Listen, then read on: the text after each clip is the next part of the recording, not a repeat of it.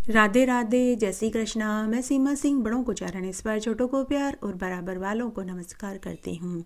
आज हम एकादशी की प्रमुख प्रमुख 5 कहानियाँ सुनेंगे। अगर आप एकादशी का व्रत करते हैं तो आपको व्रत के साथ में एकादशी की कहानियाँ भी सुननी चाहिए, इससे व्रत का पूरा फल मिलता है। आइए अब हम एकादशी की 5 कहानियाँ सुन। ग्यारस माता की पहली कहानी। एक बार बहुत छोटा सा गांव था। उस गांव में एक राजा रानी अपनी 2 जुड़वा बेटियों के साथ रहते थे। राजा की दोनों बेटियां हम शक्ल थी, केवल उनकी आवाज़ ही उनकी पहचान थी। राजा की छोटी बेटी मीनाक्षी हर एकादशी का व्रत करती थी। उसकी बड़ी बहन लीलावती अपनी ही बहन से ईर्ष्या करती थी।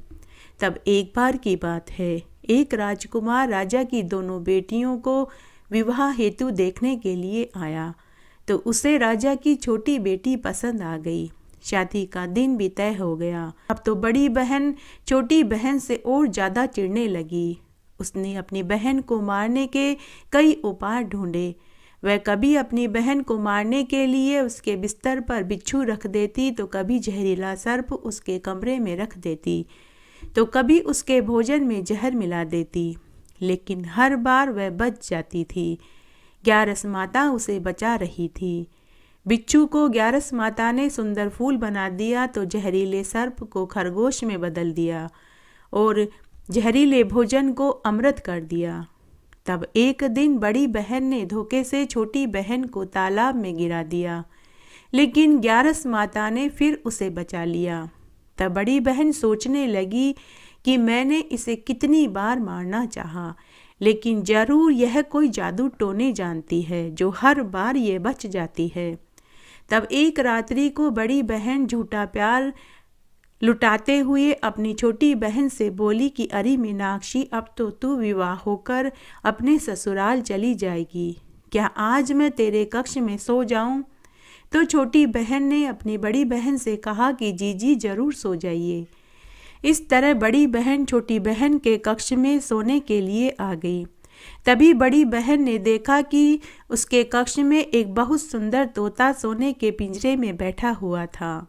बड़ी बहन कभी तोते को तो कभी अपनी छोटी बहन को देखती तो उसने नोटिस किया कि जैसा हाव भाव उसकी छोटी बहन करती, ठीक वैसा ही हाव भाव वह तोता करता था।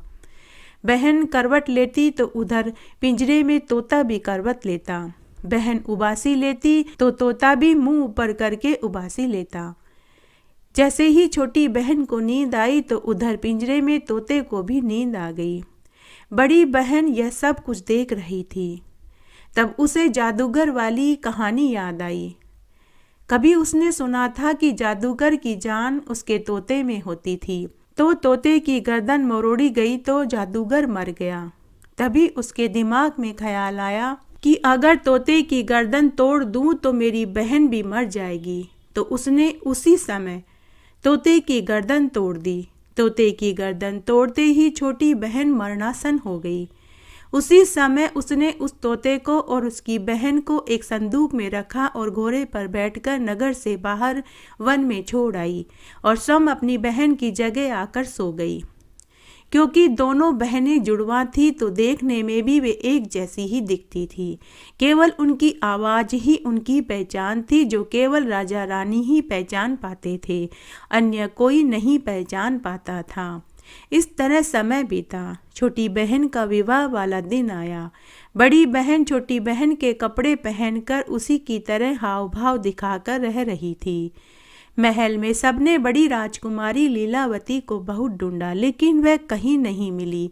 तो राजा रानी ने सोचा कि वह पहले भी कई कई दिन तक घुड़सवारी के लिए बहुत दूर निकल जाती थी, तो हो सकता है कि वह पहाड़ों पर चली गई होगी।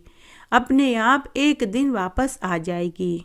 तब तय समय पर बारात आ गई। बड़ी बहन दुल्हन बनकर बैठ गई। वरमाला हुई, फेरे हुए, बारात विदा हो गई। जब बड़ी बहन विदा होकर ससुराल में आई तो सब ने उसका खूब स्वागत सत्कार किया।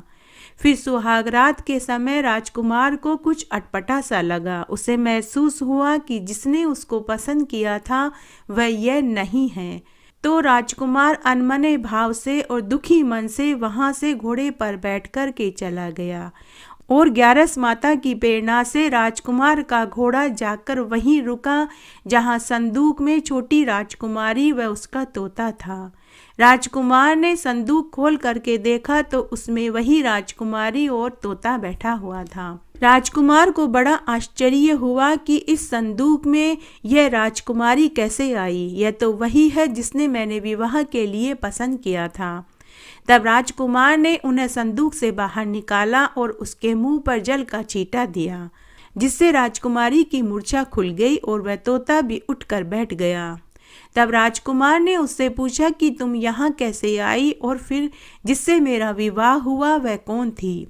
तो राजकुमारी मीनाक्षी ने पूरी बात बताई। तब राजकुमार ने तोते को सदा सदा के लिए आकाश में उड़ा दिया ताकि फिर कभी कोई उस तोते को मारकर राजकुमारी को न मार पाए।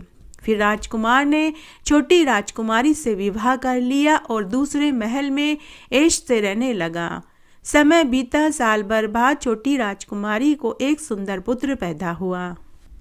उधर बड़ी रानी महल में अकेली पड़ी रहती थी। बिना पति के सुख के रहना अब उसे भी भा नहीं रहा था। तब एक दिन एक दासी ने बड़ी रानी से कहा कि महारानी जी, आप तो यहाँ अकेली रहती हो। वहाँ महाराज दूसरे महल में दूसरी रानी के साथ और अपने पुत्र के साथ मजे से रह रहे हैं।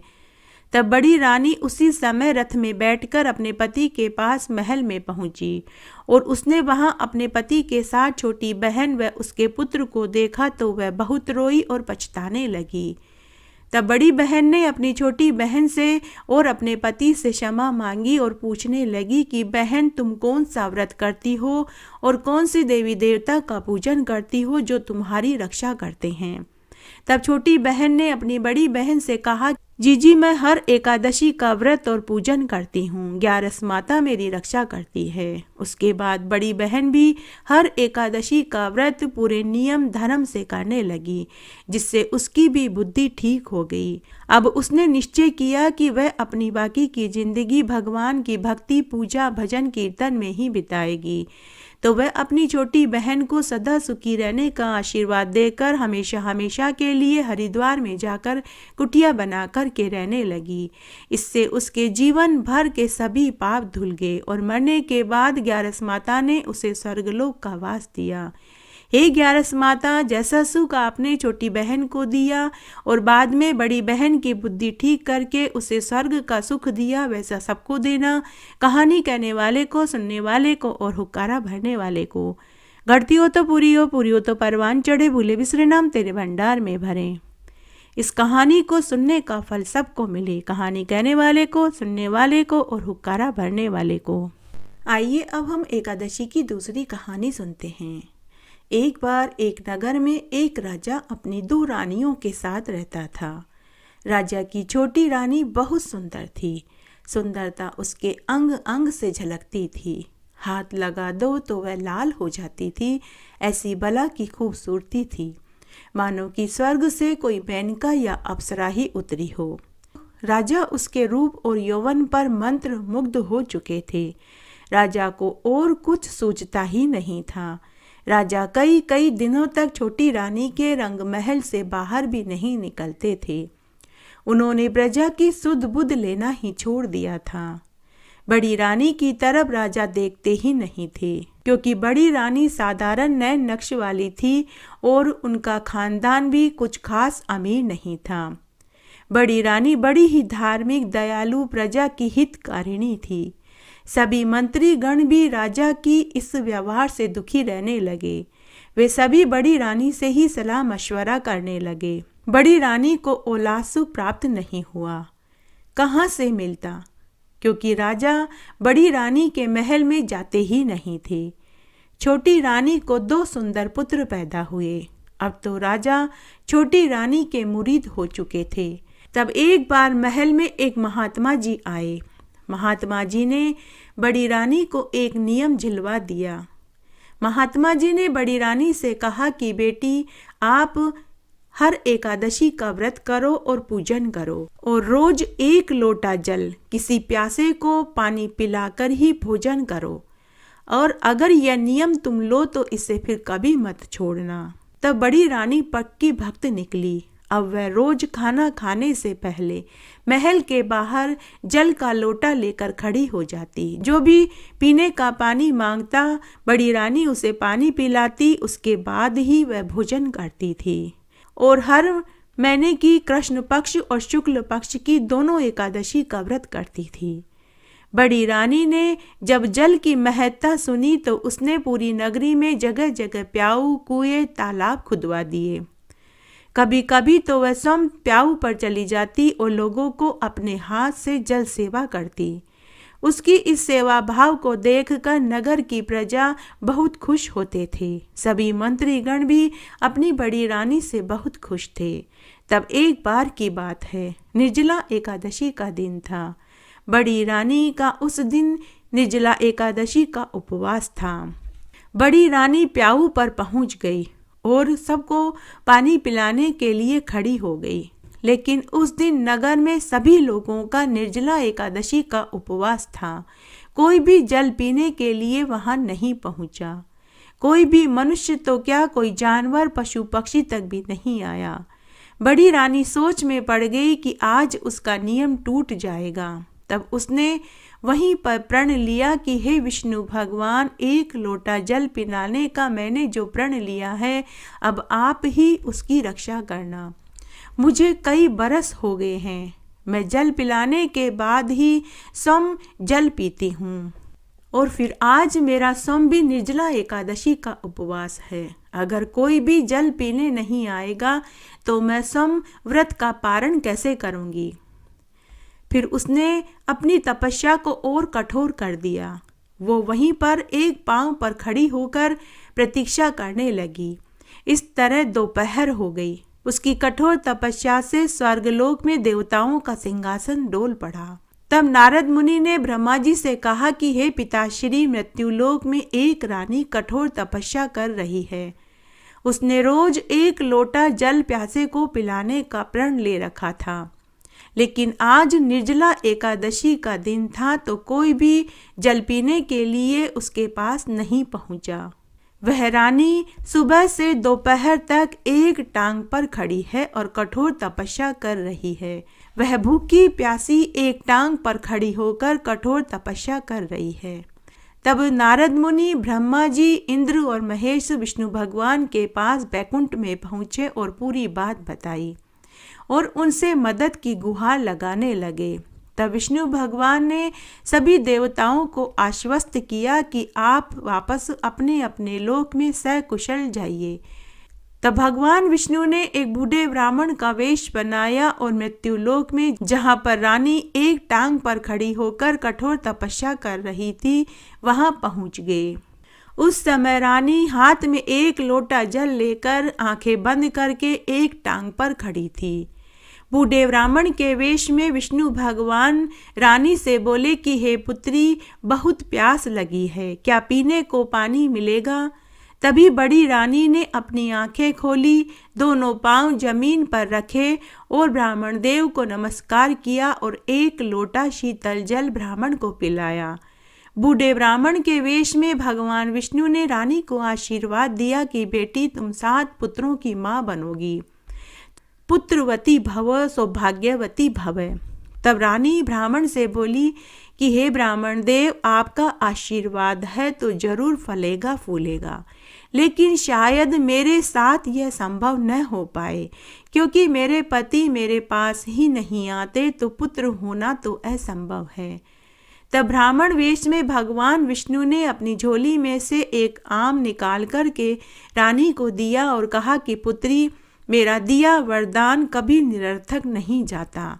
अगर तुम्हारा पति तुम्हारे साथ नहीं रहता तो भी अगर इस आम को तुम्हारे पति को तुम खिलाओगी तो उसके झूठे आम को तुम खाओगी तो तुम्हें अवश्य गर्भ ठहर जाएगा और तुम्हें एक नहीं 7 पुत्र होंगे और सभी संस्कारी, आज्ञाकारी, बलवान, ताकतवर और दीर्घायु होंगे।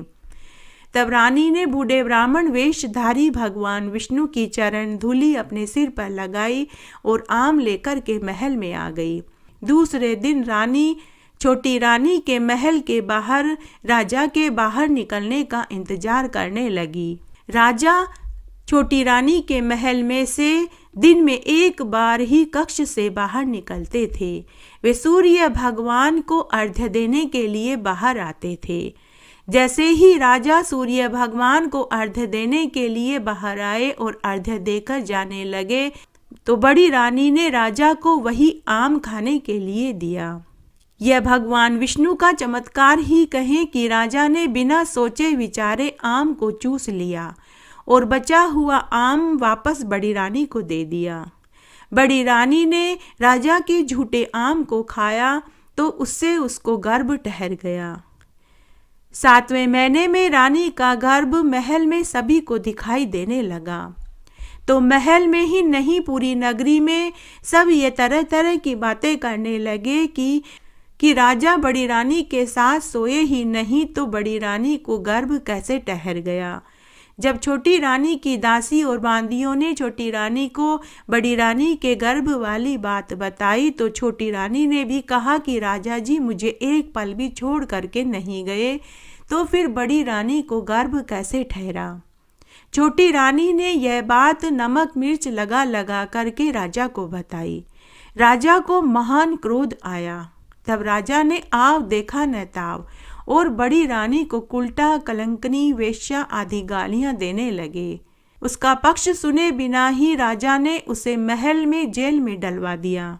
तब उसी रात्रि को विष्णु भगवान ने राजा को स्वप्न में दर्शन देकर कहा कि हे राजन, तूने अपनी बड़ी रानी को जेल में डाला है, लेकिन उसके गर्भ में पल रहा बच्चा तो तेरा ही है। वह आम मैंने ही रानी को दिया था। याद कर, तूने एकादशी के दूसरे दिन बड़ी रानी के दिए आम को चूसा था। उसके बाद उस बचे हुए आम को बड़ी रानी ने चूसा, तो यह मेरे वरदान का ही पुण्य फल है कि बड़ी रानी को गर्भ ठहर गया। अब तू अपनी बड़ी रानी को आदर के साथ अपने साथ रख।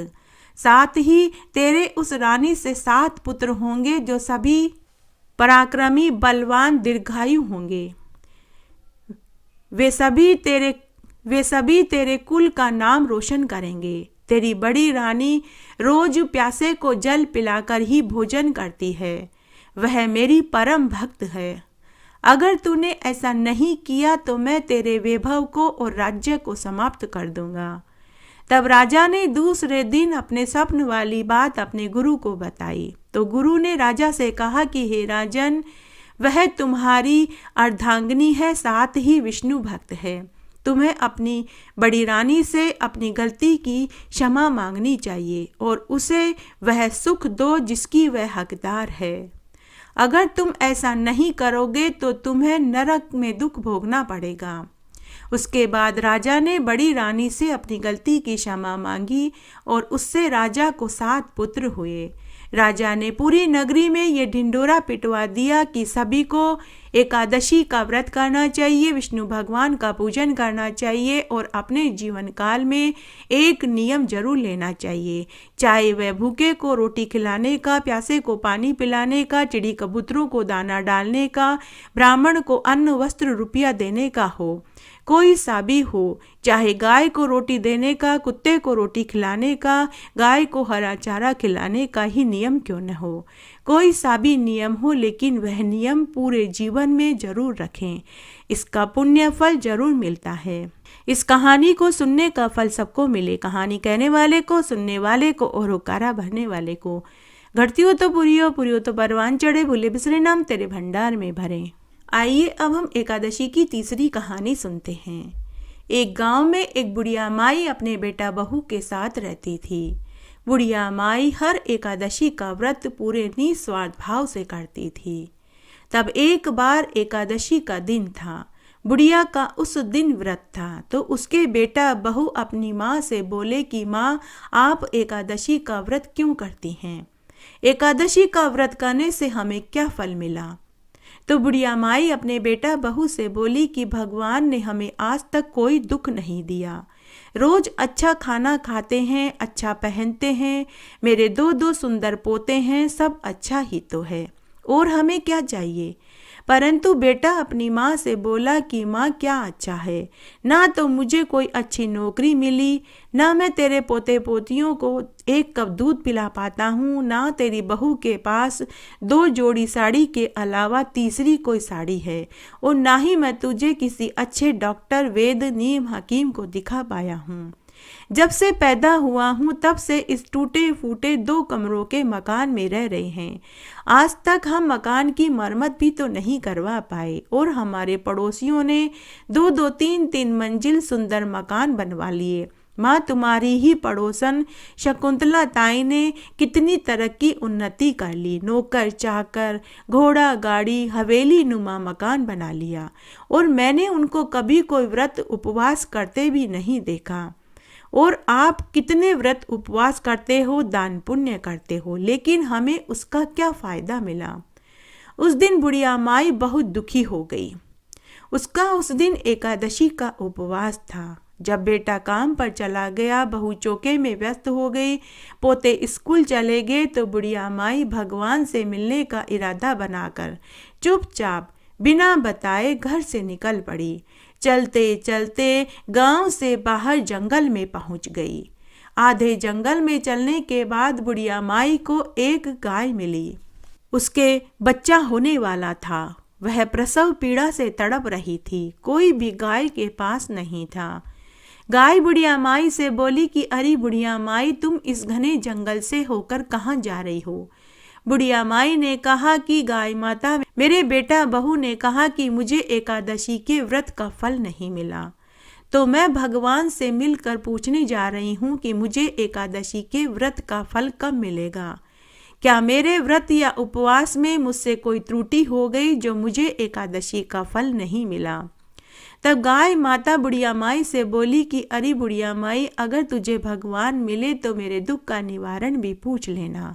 मैं 2 दिन से तड़प रही हूँ, मेरा बच्चा नहीं हो रहा है, मुझे बहुत प्रसव पीड़ा हो रही है। मुझे इतनी प्रसव पीड़ा क्यों झेलनी पड़ रही है? अगर भगवान मिले तो पूछ कर आना। तो बुढ़िया माई ने कहा कि जरूर पूछ लूँगी। फिर बुढ़िया माई वहाँ से आगे चल दी। चलते चलते बहुत दूर निकल गई। तभी रास्ते में बुढ़िया माई को एक बहुत बड़ा नाग मिला। वो खुद की ही कैंचुली में फंसा जा रहा था। जितना वह निकलना चाहता वह उतना ही उसमें फंस रहा था। जैसे ही उसने बुढ़िया माई को देखा तो वह बोला कि अरे बुढ़िया माई, तू जल्दी जल्दी में कहाँ जा रही है। बुढ़िया ने कहा कि मैं भगवान से मिलने के लिए जा रही हूँ और अपने दुख का निवारण पूछूंगी। तब नाग देवता बुढ़िया माई से बोला कि अरे बुढ़िया माई, अगर भगवान मिल जाए तो मेरे दुख का निवारण भी पूछ लेना। तू उनसे पूछना कि मेरी उम्र 100 से ऊपर हो गई है, मैं मरना चाहता हूँ, लेकिन न तो मैं मर रहा हूँ, न रेंग रहा हूँ, और न ही मैं करवट ले सकता हूँ, और न ही मैं अपना पेट भरने के लिए शिकार कर पाता हूँ। मैं अपनी कैंचुली से निकलना चाहता हूँ, लेकिन मैं अपनी कैंचुली से मुक्ति भी नहीं पा रहा हूँ। बुढ़िया माई, तुम भगवान से पूछना कि मुझे कब मुक्ति मिलेगी। बुढ़िया माई ने नाग देवता से कहा कि हे नाग देवता, मैं भगवान से आपके दुख का निवारण भी पूछ लूँगी। उसके बाद बुढ़िया माई वहाँ से भी आगे चल दी। चलते चलते शाम होने लगी। आगे भयंकर जंगल था। तभी भगवान विष्णु ने एक बूढ़े ब्राह्मण का वेश बनाया और बड़ पीपल के पेड़ के नीचे आकर के बैठ गए। तभी बुढ़िया माई उधर से गुजरी तो ब्राह्मण वेश में भगवान बोले कि अरे बुढ़िया माई, कहाँ जा रही है? आगे तो भयानक जंगल है, आगे बहुत खूंखार जानवर हैं, वे तुझे खा जाएंगे। तब बुढ़िया माई ब्राह्मण देवता से बोली कि आज तो मैं भगवान से मिलकर ही घर जाऊंगी, भगवान से अपने दुखों का निवारण पूछूंगी। तब ब्राह्मण वेश में विष्णु भगवान बोले कि अरे बुढ़िया माई, अगर वास्तव में तुझे भगवान मिल जाएंगे तो क्या तू उन्हें पहचान पाएगी? तो बुढ़िया माई बोली कि मैं जरूर पहचान लूंगी।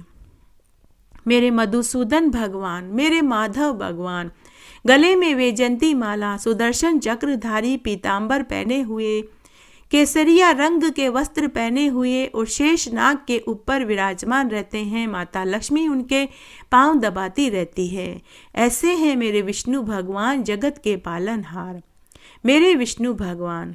तब ब्राह्मण वेश में भगवान बोले कि बुढ़िया माई मैं ही भगवान हूँ, तू मांग तुझे क्या चाहिए।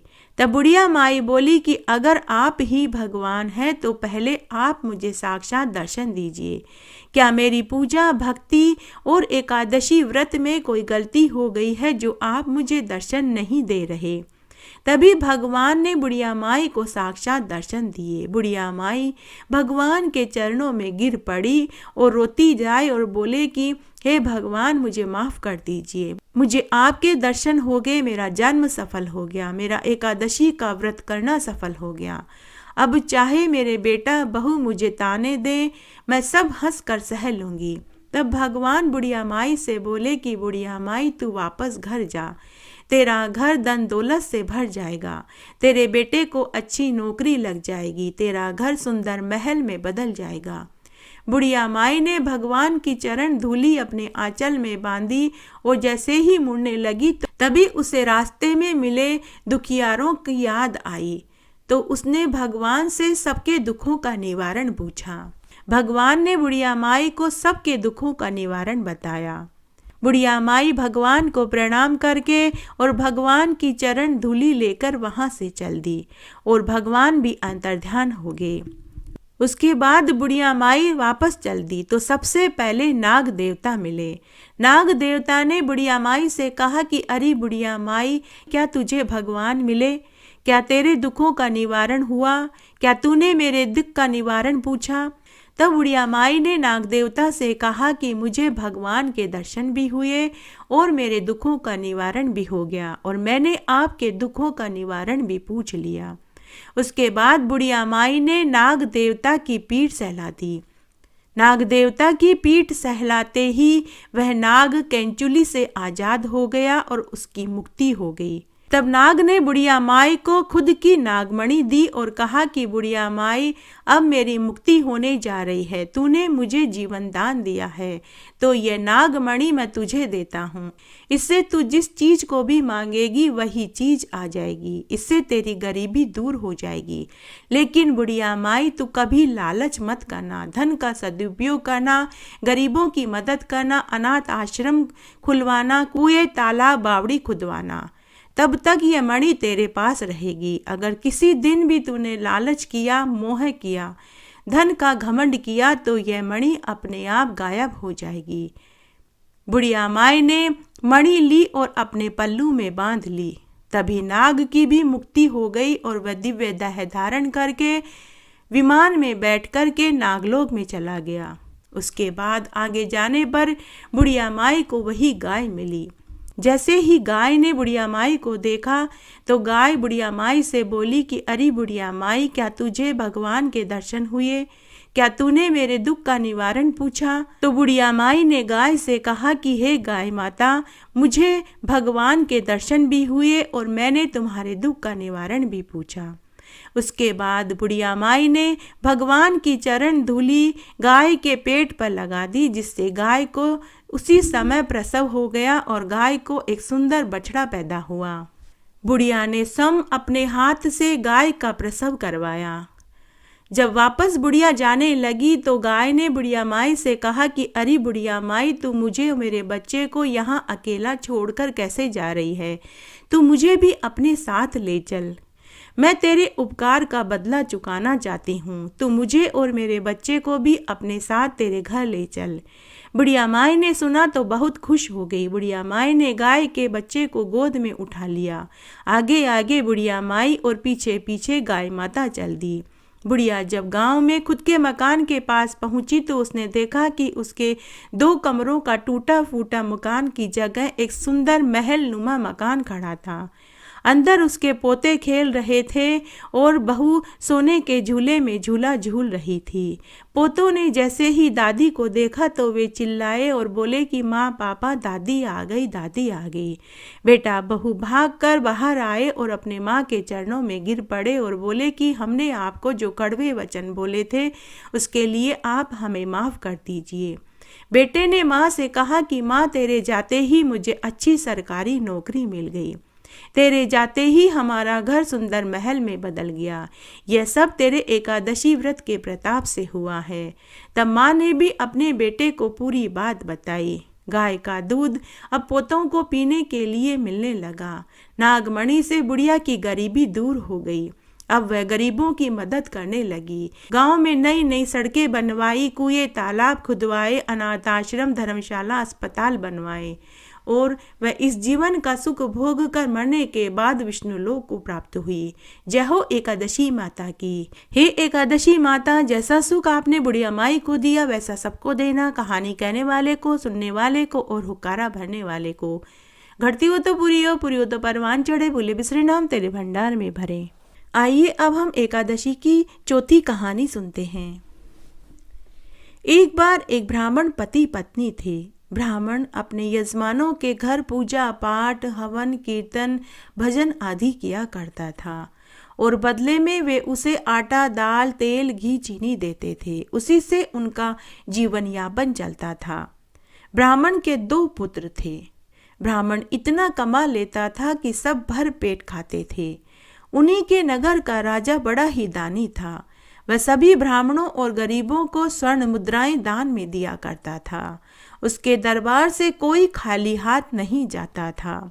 ब्राह्मण हर एकादशी का व्रत करता था और एकादशी के दिन भिक्षा मांगने नहीं जाता था। उस दिन यजमान खुद सीधा रखने के लिए ब्राह्मण ब्राह्मणी के घर आते थे। ब्राह्मणी ब्राह्मण से बड़ी परेशान रहती थी। ब्राह्मणी आए दिन ब्राह्मण को ताने देती थी कि इस तरह हमारा गुजारा कैसे चलेगा, आप कुछ और काम क्यों नहीं करते। तब एक दिन ब्राह्मणी को पता चला कि उनके नगर का राजा ब्राह्मणों को खूब दान दक्षिणा दिया करता है। तब ब्राह्मणी ने ब्राह्मण से कहा कि आप राजा के पास जाइए और दान मांग कर के लाइए, शायद हमारी गरीबी दूर हो जाए। लेकिन ब्राह्मण ने कहा कि अरे भगवान, हमें राजा का धन दान में नहीं लेना चाहिए। वो धन पता नहीं राजा ने कहाँ कहाँ से इकट्ठा किया होगा। कहीं गरीबों पर टैक्स लगाया होगा, कहीं पर किसी का धन ऐंठा होगा। वो धन हमें फलेगा फूलेगा नहीं। राजा ने गरीबों का खून चूसकर वह धन इकट्ठा किया होगा। मैं ऐसा धन दान में नहीं लूँगा। मैंने पूरी उम्र मेहनत मजदूरी करके ही घर चलाया है। लेकिन ब्राह्मणी के ऊपर ब्राह्मण की बातों का कोई असर नहीं हुआ। उसने तो एक ही रट लगा दी कि या तो आप राजा से दान मांग कर के लाओ, नहीं तो मैं अपने बच्चों को लेकर हमेशा हमेशा के लिए मायके चली जाऊंगी। आखिर ब्राह्मण को ब्राह्मणी की बात माननी ही पड़ी। पूरी रात ब्राह्मण यह सोचता रहा कि मैं राजा से ऐसा क्या मांगूं जिससे मुझे दान भी मिल जाए और मेरा धर्म भी भ्रष्ट न हो। बहुत सोच विचार करने के बाद दूसरे दिन ब्राह्मण राजा के दरबार में पहुंचा। दरबारियों ने राजा को संदेश दिया कि एक ब्राह्मण आया है। राजा ने ब्राह्मण का खूब आदर सत्कार किया और पूछा कि हे ब्राह्मण देव, आपके आगमन से मैं धन्य हो गया। आप बताइए मैं आपको क्या दान में दूं? स्वर्ण, चांदी, हीरे, मोती, दूध देने वाली गायें, धन, जमीन, जो भी आप मांगेंगे मैं देने को तैयार हूँ। ब्राह्मण बहुत देर तक सोचता रहा और फिर अंत में बोला कि हे महाराज, मुझे एकांत में आपसे बात करनी है। तब राजा ने अपने सभी मंत्रियों, दरबारियों और नौकरों को बाहर भेज दिया और फिर ब्राह्मण से कहा कि हे ब्राह्मण देव, आपको मुझे ऐसा क्या कहना है जो आपने सभी को बाहर भिजवा दिया। तब ब्राह्मण बोला कि हे राजन, जो मुझे आपसे चाहिए वो आप नहीं दे पाएंगे। तो राजा ने कहा कि हे ब्राह्मण देव, आप ऐसा क्या मांगने वाले हैं जो मैं आपको नहीं दे पाऊंगा? कृपया करके आप बताइए, मैं आपको खाली हाथ नहीं जाने दूंगा।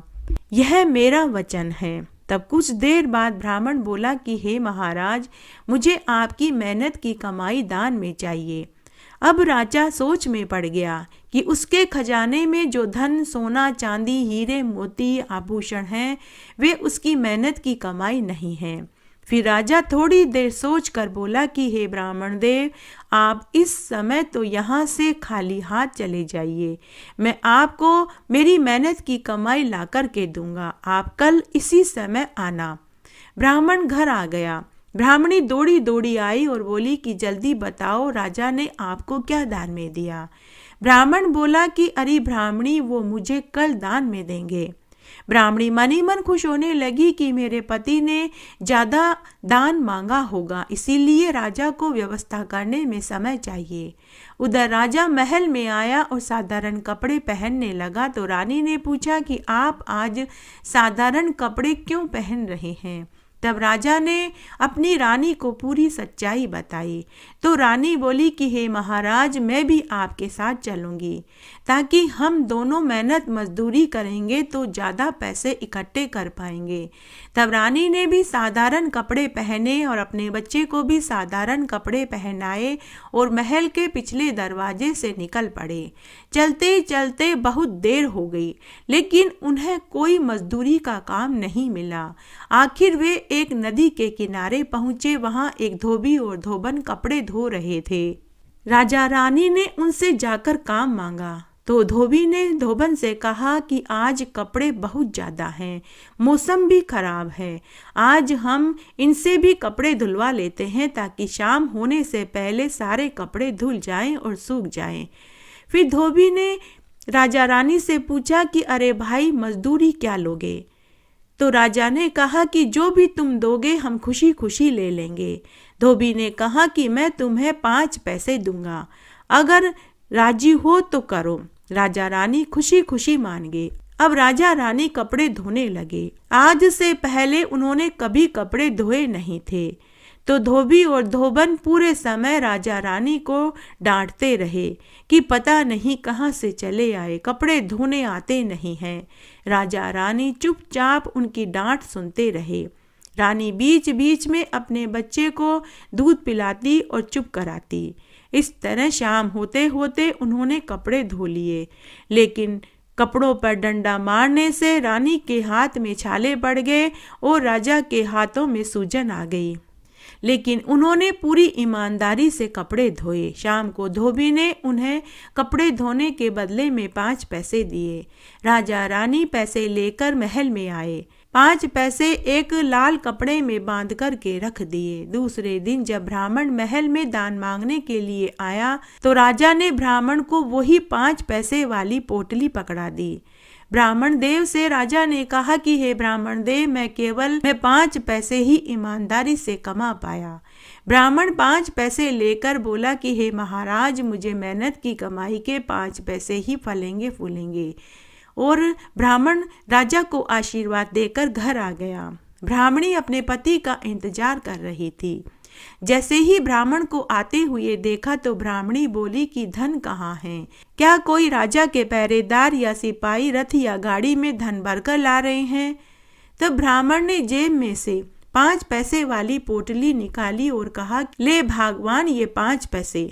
5 पैसे का दान देखते ही ब्राह्मणी आग बबूला हो गई और बोली कि तुम तो पागल हो, तुम्हें तो दान मांगना भी नहीं आता। और 5 पैसे वहीं पटक करके दन दनाती हुई अंदर चली गई। ब्राह्मण ने 5 पैसे उठाए और घर के तुलसी क्यारे में रख दिया। ब्राह्मण सोचने लगा कि जब ब्राह्मणी का गुस्सा शांत होगा तो वह ले लेगी। इस तरह कई दिन बीत गए। ब्राह्मण ब्राह्मणी दोनों ही उन 5 पैसों के बारे में भूल गए। रोज की तरह ब्राह्मण और ब्राह्मणी तुलसी क्यारे में पानी सींचते दिया बाती करते रहे, जिससे वे 5 पैसे फूल पत्तों से ढक गए और मिट्टी में दब गए। उसके 15-20 दिन के बाद ही तुलसी क्यारे में 5 छोटे छोटे पौधे उग आए, जिसमें सच्चे हीरे मोती की लड़ियां लटक रही थी। ब्राह्मण और ब्राह्मणी ने आज से पहले कभी सच्चे मोती देखे नहीं थे, तो वे उन्हें तुलसी का बीज ही समझते रहे। तब एकादशी माता ने समझा कि ये दोनों ब्राह्मण पति पत्नी तो बड़े ही भोले हैं, धन इनके आंगन में है और ये गरीबी में जी रहे हैं। तब एकादशी माता ने एक माया रची। उस नगर के राजा के पास मानसरोवर के हंस रोज सच्चे मोती चुगने के लिए आते थे। तब एकादशी माता ने माया से राजा के पास सच्चे मोती के खजाने को खत्म कर दिया। राजा ने यह नियम ले रखा था कि वह रोज मानसरोवर में से आए हंसों को सच्चे मोती चुगाने के बाद ही वह भोजन करता था। उस दिन राजा के महल में मानसरोवर से हंसों का जोड़ा आया, लेकिन राजा के खजाने में सच्चे मोती खत्म हो गए। तो अब राजा बिना सच्चे मोती हंसों को खिलाए वह खाना नहीं खा सकता था। तब राजा ने पूरी नगरी में ये ढिंढोरा पिटवा दिया कि जिनके पास भी सच्चे मोती हों वो राजमहल में लाकर जमा करा दें और बदले में सोने की अशर्फियाँ ले लेवे। बेचारे ब्राह्मण ब्राह्मणी को तो मालूम ही नहीं था कि उनके आंगन के तुलसी क्यारे में सच्चे मोतियों की लड़ियां लटक रही है। तब एकादशी माता ने एक बुढ़िया का वेश बनाया और ब्राह्मण के घर भिक्षा मांगने के लिए पहुंच गई। तब ब्राह्मण बुढ़िया को अपने हिस्से की रोटी देने लगा तो बुढ़िया ने कहा कि बेटा, क्या मुझे एक गिलास पीने का पानी मिलेगा? बड़ी प्यास लगी है। तो ब्राह्मण ने बुढ़िया को आंगन में बैठाया और पानी पिलाया। तब बुढ़िया ने ब्राह्मण से कहा कि अरे ब्राह्मण, तेरे घर में तो सच्चे मोती तुलसी क्यारे में लटक रहे हैं। ब्राह्मण ने कहा कि अरे नहीं बुढ़िया माई, मैं तो बड़ा गरीब ब्राह्मण हूँ, मेरे घर में कहाँ से सच्चे मोती। तब बुढ़िया माई के वेश में जो एकादशी माता थी वह ब्राह्मण से बोली कि अरे ब्राह्मण, ये तेरे तुलसी क्यारे में जो मोती लटक रहे हैं ये सच्चे मोती ही हैं। तू इन्हें ले जाकर तेरे नगर के राजा को दे दे। तेरा राजा 3 दिन से भूखा प्यासा है, क्योंकि उसने नियम ले रखा है कि वह जब तक मानसरोवर के हंस के जोड़े को सच्चे मोती न खिला दे वह खाना नहीं खाता। और अभी राजा के खजाने में सच्चे मोती खत्म हो गए हैं। तू सच्चे मोती राजा को दे दे, तुझे बहुत पुण्य मिलेगा। तेरे मोतियों के बदले में राजा तुझे स्वर्ण मुद्रा देंगे। और अगर सच्चे मोती हंस खाएंगे तो हंसों का भी पेट भरेगा, तो हंस भी तुझे ढेरों आशीर्वाद देगा। तू अगर ये सच्चे मोती राजा को ले जाकर के देगा तो हंस के खाने के बाद राजा भी खाना खा पाएगा। तेरे ऐसा करने से 2 का पेट भरेगा। ब्राह्मण और ब्राह्मणी ऐसा सुनते ही बहुत खुश हुए। ब्राह्मण ने सच्चे मोती एक थैले में भरे और ले जाकर के महल में राजा को दे दिए। राजा ने जब उसी ब्राह्मण को देखा तो कहा कि अरे ब्राह्मण देव, तुम्हारे पास इतने सच्चे मोती कहाँ से आए? अभी 15-20 दिन पहले ही मैंने तुम्हें 5 पैसे दान में दिए थे। सच सच बताओ, इतने सच्चे मोती कहाँ से आए? क्या तुमने कोई चोरी की, डाका डाला, क्या किया? ब्राह्मण ने राजा को पूरी सच्चाई बताई कि मेरे घर के आंगन के तुलसी क्यारे में सच्चे मोती लटक रहे हैं। लेकिन राजा को ब्राह्मण की बात पर विश्वास नहीं हुआ और राजा ने ब्राह्मण को जेल में डलवा दिया और घर पर ब्राह्मणी और उसके बच्चे दुखी हो गए। शाम को संध्या के समय जब ब्राह्मणी तुलसी क्यारे में दिया बाती करने लगी तो वह तुलसी माता से विनती करने लगी कि हे तुलसी माता, मेरे पति को राजा ने जेल में डाल दिया है, अब आप ही मेरे पति को बचाइए, मेरा पति बेकसूर है। उसी रात्रि को तुलसी माता और एकादशी माता ने राजा को स्वप्न में दर्शन दिया कि हे राजन, तुमने जिस ब्राह्मण को जेल में डाला है उसे सुबह होते ही तुम आदर के साथ छोड़ दो। ब्राह्मण जो कह रहा है वह सत्य कह रहा है। उसके एकादशी व्रत के फल के स्वरूप में ही मैंने ही उसे ये वरदान दिया था। उसके आंगन में तुलसी क्यारा है, उसी में सच्चे मोती लटक रहे हैं। हे राजन, मैं तुलसी माता हूँ और यह एकादशी माता है। हे राजन, तुम सुबह होते ही आदर पूर्वक ब्राह्मण को छोड़ दो और साथ ही उसे खूब दान दक्षिणा भी दो। तब एकादशी माता ने राजा से कहा कि हे राजन, यह सारी माया मैंने ही फैलाई थी, तेरे सच्चे मोती मैंने ही गायब करवाए थे, मैंने ही ब्राह्मण को सच्चे मोती देकर तेरे पास भेजा था। जो तुमने 5 पैसे मेहनत की कमाई के इस ब्राह्मण को दिए थे, इस ब्राह्मण ने उन 5 पैसों को तुलसी क्यारे में डाल दिया था। वे 5 पैसे 5 पौधों के रूप में उगे और उन्हीं में ये सच्चे मोती की लड़ियां झिलमिला रही है। अगर तुझे विश्वास नहीं है तो तू खुद इसके घर पर जाकर तुलसी क्यारे में देख ले। सुबह राजा सोकर उठा। उसने अपने स्वप्न वाली बात अपने मंत्रियों और रानी को बताई। तब एक समझदार मंत्री ने राजा से कहा कि हे महाराज, आप ब्राह्मण को आदर के साथ छोड़ दीजिए। इस ब्राह्मण के एकादशी व्रत करने से ही इसके सत्य के प्रताप से तुलसी के क्यारे में सच्चे मोती लग रहे हैं।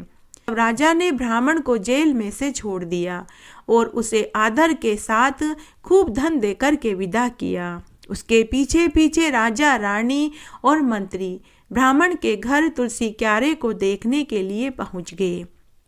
जब राजा रानी ब्राह्मण के घर पहुंचे और तुलसी क्यारे के पास गए तो उन्होंने फूल पत्तियां हटा कर के देखा तो तुलसी की जड़ में उन्हें वही उनकी मेहनत की कमाई के 5 पैसे दिखाई दिए। राजा रानी यह देखकर बहुत खुश हुए। उन्होंने ब्राह्मण को खूब सारा धन, जमीन, धन दौलत और सोने की अशर्फियां दान में दी। तब राजा ने पूरे राज्य में यह ढिंडोरा पिटवा दिया कि सभी को अपनी मेहनत की, ईमानदारी की कमाई खानी चाहिए। ईमानदारी का पैसा ही फलता फूलता है। और सबको एकादशी का व्रत करना चाहिए, तुलसी क्यारे में दिया बाती करना चाहिए और तुलसी जी की सेवा पूजा करनी चाहिए। जो रोज सुबह शाम तुलसी क्यारे में दिया बाती करते हैं उनके घर में हमेशा धन दौलत के भंडार भरे होते हैं। हे एकादशी माता, हे तुलसी माता, जैसे आप ब्राह्मण के ऊपर खुश हुई वैसे सबके ऊपर होना। कहानी कहने वाले के ऊपर, सुनने वाले के ऊपर और हुकारा भरने वाले के ऊपर। घटती हो तो पूरी हो तो परवान चढ़े, भूले बिसरे नाम तेरे भंडार में भरे। आइए अब हम एकादशी की 5वीं कहानी सुनते हैं। एक बार एक ब्राह्मण अपने बेटा बहू के साथ रहता था। बेटे की नई नई शादी हुई थी। ब्राह्मण हर एकादशी का व्रत करता था। जब उसकी पत्नी जीवित थी तब दोनों करते थे, लेकिन पत्नी के मरने के बाद ब्राह्मण ने एकादशी का व्रत करना जारी रखा। वह हर एकादशी का व्रत पूरे नियम धर्म से करता था। तब एकादशी के आने के एक दिन पहले ससुर ने अपने बेटे की बहू से कहा कि बहू, कल मेरा एकादशी का उपवास है, तुम मुझे कल फलाहार दे देना और दिन में 3 बार चाय बना कर के दे देना। तब बहू बोली कि पिताजी फलाहार तो नहीं है। तो ससुर ने कहा कि कोई बात नहीं, तुम मुझे कल 3 बार चाय बना देना, एक बार सुबह, एक बार दोपहर में और एक बार संध्या के समय। तब दूसरे दिन एकादशी को ब्राह्मण ब्रह्म मुहूर्त में उठा, स्नान आदि करने के बाद पूजा पाठ किया और एकादशी के व्रत का संकल्प लेकर विष्णु भगवान के मंत्रों का जाप करने लगा। और फिर उसके बाद में वह अपने बेटे की बहू से बोला कि बहू, तुम मुझे चाय दे दो। जब बहू चाय बनाने लगी तो उसी समय पड़ोसन आ गई। पड़ोसन बहू से बातें करने के मकसद से आई थी। तब बहू ने पड़ोसन से कहा कि मैं अपने ससुर के लिए अभी चाय बना रही हूँ। पड़ोसन वापस चली गई। उसके बाद दोपहर में ससुर को फिर से बहू चाय बना कर के दे रही थी तो पड़ोसन फिर से बहू के पास बातें करने के हिसाब से आई। तब बहू ने फिर से पड़ोसन से कहा कि मैं अपने ससुर के लिए चाय बना रही हूँ। पड़ोसन वापस चली गई। शाम को वापस बहू अपने ससुर के लिए चाय बना कर के दे रही थी तो वापस से पड़ोसन फिर से आई। तब बहू ने फिर से पड़ोसन से कहा कि मैं अपने ससुर के लिए चाय बना रही हूँ। पड़ोसन फिर चली गई। इस तरह से दिन में 3 बार पड़ोसन बहू के पास आई तो उसे बहू चाय बनाती हुई मिली। पड़ोसन मनी मन सोचने लगी कि बेचारी नई नई बहू से ये लोग कितना काम करवाते हैं। 3 बार गई और तीनों बार ही बहू ससुर के लिए चाय बना रही थी। दूसरे दिन पड़ोसन ने बहू के कान भर दिए। दूसरे दिन पड़ोसन ने बहू से पूछा कि बहू, मैं कल तेरे पास 3 बार आई लेकिन तू तीनों बार ही चाय बना रही थी। तब बहू बोली कि कल मेरे ससुर का एकादशी का उपवास था, घर में फलाहार नहीं था तो मैंने उन्हें 3 बार चाय बना कर के दी, एक बार सुबह, एक बार दोपहर को और एक बार शाम को। बेचारों ने पूरे समय चाय पीकर ही बिताई। तब पड़ोसन बोली कि तुम सारे दिन काम करोगी तो बीमार पड़ जाओगी। ऐसा करना, अब जब एकादशी आए तो तुम उन्हें व्रत करने से मना कर देना। अब तो वे बुजुर्ग हो गए हैं, बुढ़ापे में क्या जरूरी है व्रत करना। और चाय बनाने से भी इनकार कर देना। बहू बहुत सीधी थी, वह पड़ोसन की बातों में आ गई। इस तरह जब दोबारा एकादशी आई और ससुर ने कहा कि बहू, कल मेरा एकादशी का व्रत है, तुम आज ही फलाहार बाजार से ले आओ और मुझे तुम कल 3 बार चाय बना कर के दे देना। तो बहू बोली कि पिताजी, मैं अब आपके लिए चाय नहीं बनाऊंगी, आप एकादशी का व्रत करना छोड़ दीजिए। तो ससुर बोले कि बहू, मैं व्रत करना तो नहीं छोड़ सकता। तो बहू ने कहा कि अगर आप एकादशी का व्रत करना नहीं छोड़ सकते तो आप अपने एकादशी के पुण्य को बेच दीजिए, इससे घर में कुछ धन आएगा, घर की हालत भी ठीक हो जाएगी। जब ससुर ने अपनी नई बहू के मुंह से ऐसा सुना तो उसे बहुत दुख हुआ। ससुर गमछा लेकर घर से निकल पड़ा। वह मन ही मन सोचने लगा कि मैं एकादशी का व्रत करना भी नहीं छोड़ सकता और एकादशी के पुण्य को भी नहीं बेच सकता। अब मैं क्या करूं? तभी वहां पर एक युवक आया। उस युवक ने ब्राह्मण से पूछा कि हे ब्राह्मण देव, तुम इतनी चिंता में क्यों हो? ब्राह्मण देव ने युवक से कहा कि पुत्र, आज मेरी बहू ने कहा कि मैं एकादशी का व्रत करना छोड़ दूं या फिर मैं एकादशी के पुण्य को बेच दूं। तो युवक ने ब्राह्मण से कहा कि हे ब्राह्मण देव, मैं आपसे उम्र में बहुत छोटा हूँ, लेकिन मैं आपको एक राय देता हूँ। जैसा आपकी बहू कहती है आप वैसा ही करो। आप अपने एकादशी के पुण्य को बेच दो। हे ब्राह्मण देव, यह अयोध्या नगरी है, यहाँ बहुत से राजा रहते हैं। कोई न कोई राजा आपके एकादशी के पुण्य को जरूर खरीद लेगा।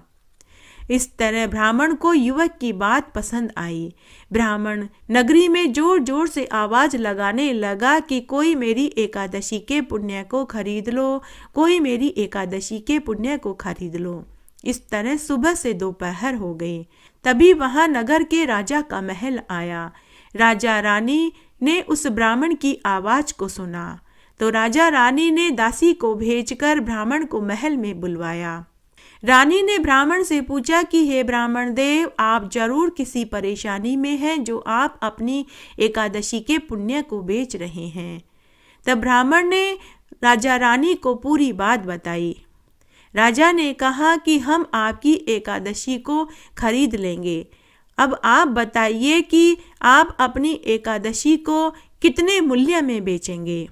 तब राजा ने अपने पहरेदारों को भेजकर तराजू मंगवाई। तराजू के एक पलड़े में राजा ने सोने चांदी के सिक्के भर दिए। तब राजा ने ब्राह्मण से कहा कि हे ब्राह्मण देव, अब तुम तराजू के दूसरे पलड़े में सम बैठ जाओ।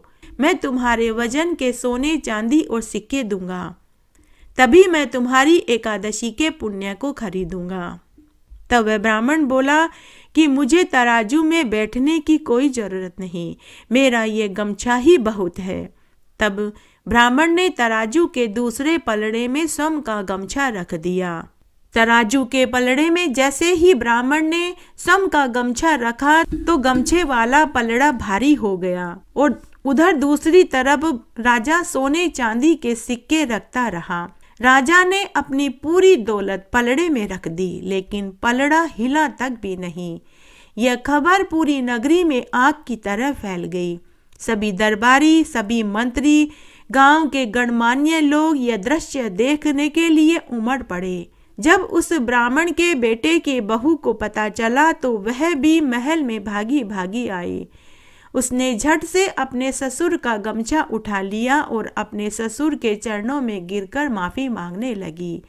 उसने अपने ससुर से कहा, पिताजी मुझे माफ कर दीजिए, मैं पड़ोसन की सिखाई सीख में आ गई। भला एकादशी के व्रत की भी कोई कीमत होती है। तब राजा रानी भी ब्राह्मण से माफी मांगने लगे और साथ ही राजा रानी ग्यारस माता से माफी मांगने लगे। फिर राजा रानी ने खूब सारा धन देकर ब्राह्मण को विदा कर दिया। जब ब्राह्मण वापस अपने घर में आया तो उसने देखा कि उसका घर अन्न धन के भंडार से भरा था। ब्राह्मण यह देखकर चकित रह गया। ब्राह्मण के बेटा बहू भी आश्चर्य में पड़ गए। उस रात्रि को ब्राह्मण को वही युवक स्वप्न में दिखाई दिया। वह युवक इस बार भगवान विष्णु के साक्षात रूप में प्रकट हुआ था, जो ब्राह्मण को आशीर्वाद की मुद्रा में दिखाई दिए थे। हे विष्णु भगवान, जैसा आपने ब्राह्मण को एकादशी का फल दिया वैसा सबको देना, कहानी कहने वाले को, सुनने वाले को और हुक्कारा भरने वाले को। घटती हो तो पूरी हो तो परवान चढ़े, भूले बिसरे नाम तेरे भंडार में भरे। इस तरह आज हमने एकादशी की प्रमुख 5 कहानियाँ सुनी। आशा करती हूँ ये आपको जरूर पसंद आएगी। मेरे साथ बने रहने के लिए आपका धन्यवाद। आगे आने वाली कथा कहानियों के लिए भी आप इसी तरह मेरे साथ बने रहें। धन्यवाद।